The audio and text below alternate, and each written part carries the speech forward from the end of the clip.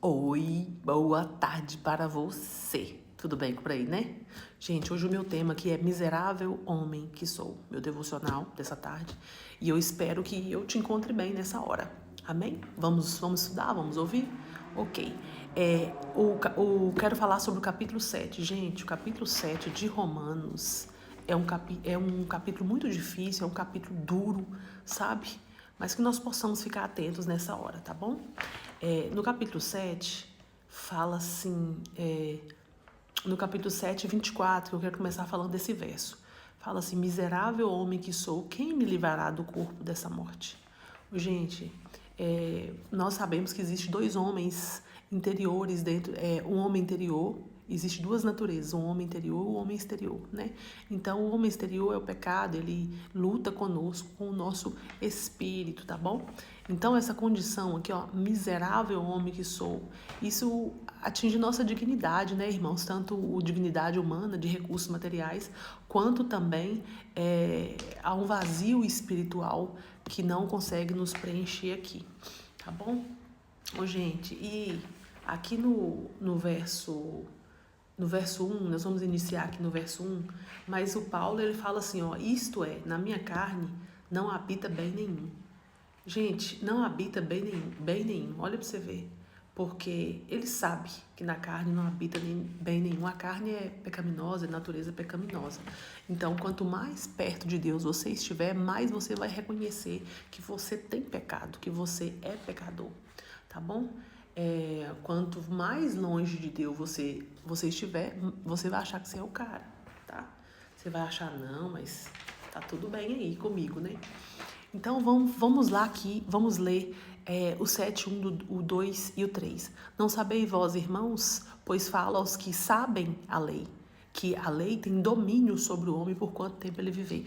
Gente, então, enquanto tempo você viver, saiba que a lei tem domínio sobre você. E aqui no verso 2 está falando por que a mulher está sujeita ao marido enquanto ele viver.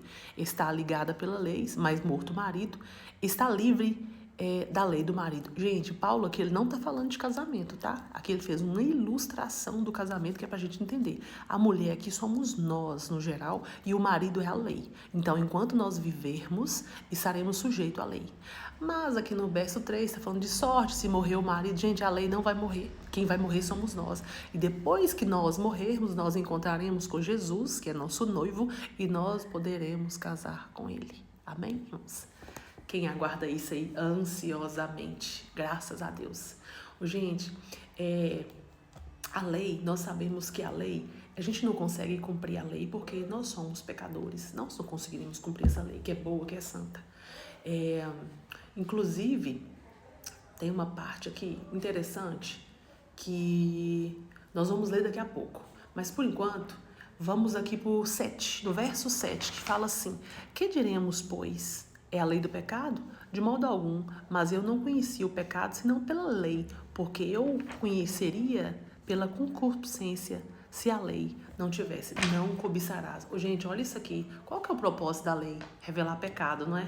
Então, se não tem lei, não tem pecado. Se não tem transgressão, não tem pecado. Eu até falei para umas pessoas assim. Por exemplo, um menino que vai para a escola, ele sabe que é lei, agora não pode levar telefone para a escola. Mas mesmo assim ele leva. O que ele está fazendo? Ele está transgredindo a lei da escola. Ele está transgredindo. Então, nós só sabemos que é pecado, algo que a gente transgride, porque existe uma lei. Então, no mesmo caso aqui, é essa lei aqui. Só que aqui nesse verso também fala aqui do não cobiçarás, né? Então, Paulo, ele era fariseu, ele se gloriava, né, da lei. E ele gloriava porque, não matarás. Então, era tudo externo, não matarás, não furtarás. Só que chegou na cobiça. Gente, alguém consegue saber quando alguém está cobiçando alguma coisa do outro? Não consegue, né? Então, era nisso aqui que Paulo se esbarrava, porque somente Deus vê. Então, somente Deus vê, tá? Então, aqui, sem a lei, não precisaríamos de um Salvador. No verso 8 fala assim, mas o pecado, tomando ocasião pelo mandamento, operou em mim toda concupiscência, porquanto sem a lei estava morto o pecado. Então, gente, se não existe pecado, se não existe a lei, não existe pecado. E, consequentemente, nós não precisaríamos de um Salvador. Mas graças a Deus por Jesus Cristo em nossas vidas, né? No verso 9 e 10 ainda de Romanos 7, fala que a lei condena o pecado, porque a lei é boa, é boa, é boa. Gente, a lei é boa. A lei trouxe morte? A lei trouxe a morte de Cristo, não a nossa, tá? Para nós é vida, vida. Então vamos colocar isso aí em mente, tá bom?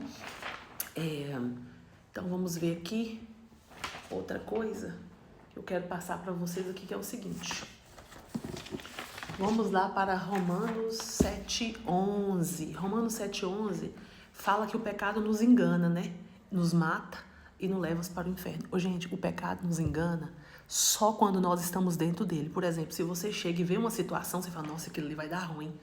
Que isso? Senão o Espírito Santo te falando, sai fora disso que isso vai dar ruim. Então, depois que você está envolvido naquilo, meu filho, é só abraço do pecado em sua vida. Então, fique esperto, fica atento, tá bom? No verso 13, fala assim, ó, tornou-se o bom em morte. Tornou-se o bom em morte é uma pergunta. Tornou-se o bom em morte? O que é o bom aqui? A lei. Tornou-se a lei em morte? Não a nossa, igual eu falei, mas a de Cristo. Porque a lei é boa, ela é santa, né? E, gente, o pior pecado que existe aliás, não é o pior pecado, não. O pecado, ele é o pior que tem. Por quê? Porque ele nos separa de Deus. Ele nos separa de Deus, nos separa para sempre. No verso 15 fala assim, porque o que faço não aprovo, pois o que quero não faço, mas o que aborreço, isso faço. Gente, olha isso aqui. Então, o que eu preciso fazer, eu não faço, né? Então, é isso aqui que o apóstolo Paulo está falando, que o bem que ele precisa fazer, ele não faz, mas o mal, sim, faz. E no verso 23 fala assim que existe um conflito, né, dentro de nós, entre a lei e o pecar. E existe mesmo, tá, gente? Fala também dos nossos membros, que os nossos membros eles ficam loucos para pecar. Os seus olhos, onde os seus olhos estão olhando, suas mãos, o que suas mãos andam pegando, seus passos, para onde vocês estão indo, seus membros. É sobre isso que fala aqui, tá bom? Mas aqui no verso 24 fala assim, miserável homem que sou, quem poderá me livrar do corpo dessa morte? Olha só isso aqui, gente. Miserável homem que sou, porque nós fazemos o que desagrada a Deus. Então, quando você fizer alguma coisa que desagrada a Deus, grite, geme alto sobre isso. Eu sou miserável, miserável homem que sou. Me livra, Jesus, diz, me livra, porque é o pecado e é a nossa condição diante de Deus. Amém, irmãos? Para finalizar, graças a Deus, o apóstolo Paulo, que trouxe, inspirado por Deus, o verso 25 que fala assim, vamos ver aqui, dou graças a Deus por Jesus Cristo, nosso Senhor. Irmãos, graças a Deus por Jesus Cristo em nossas vidas, que apesar das lutas e das dificuldades, temos um Salvador que nos liberta, um Salvador que nos capacita a viver em vitória através do Espírito Santo de Deus.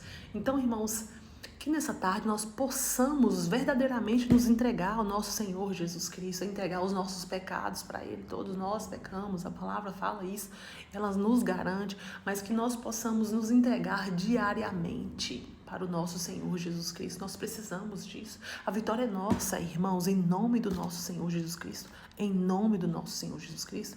Amém? Que o Senhor possa te encontrar nessa tarde, que você possa confessar os seus pecados, dê nome a eles. Todos os nossos pecados têm nome, irmãos, têm nomes.